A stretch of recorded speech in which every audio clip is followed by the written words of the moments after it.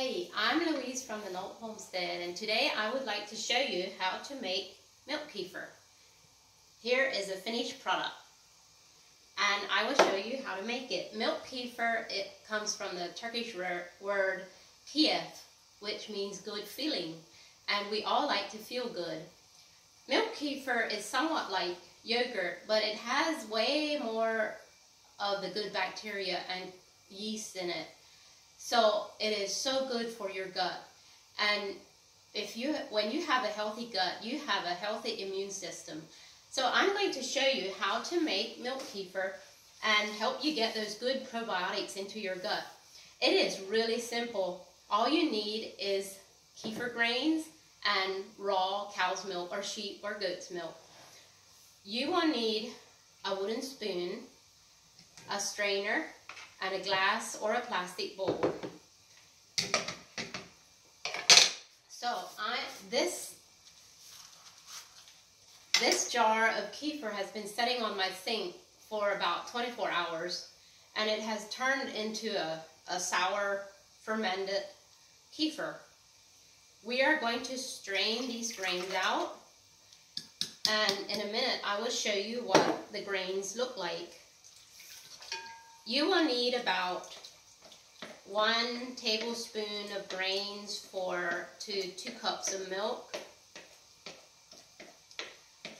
As you can see, I have way more grains in here than I really need for a quart of kefir of milk, but it's about time to separate them out, and I would like to show you what these actually look like. They look like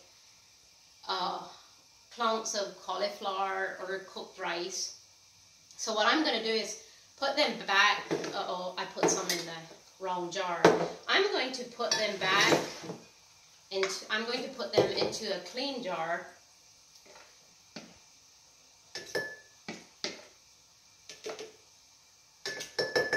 Okay, that's actually enough. I'll just set this aside. And I'm going to add some of our raw grass-fed cow's milk.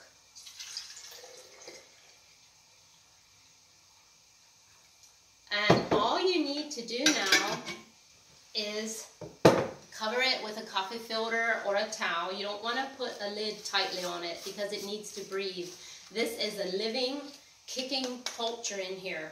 And when you drink this, you are taking live food into your gut. It's so wonderful for you.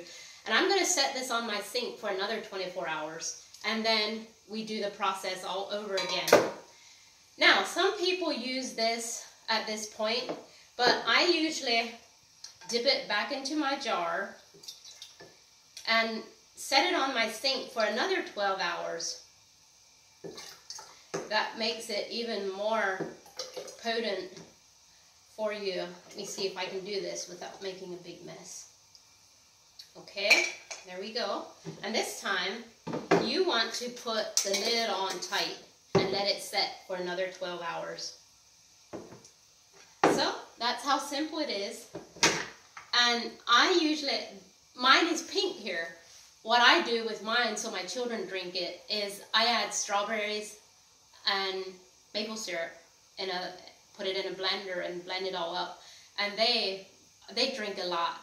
We go through 2 gallons a day. As you can see here on my sink, these were just started this morning, and these will go in the fridge very soon. You can see there's some separation at the bottom, so it's about time to put it into the fridge. If I let it out too long and the whey comes way up here, it gets a lot more sloppy, and we like ours creamy, like this one. So here's to your health.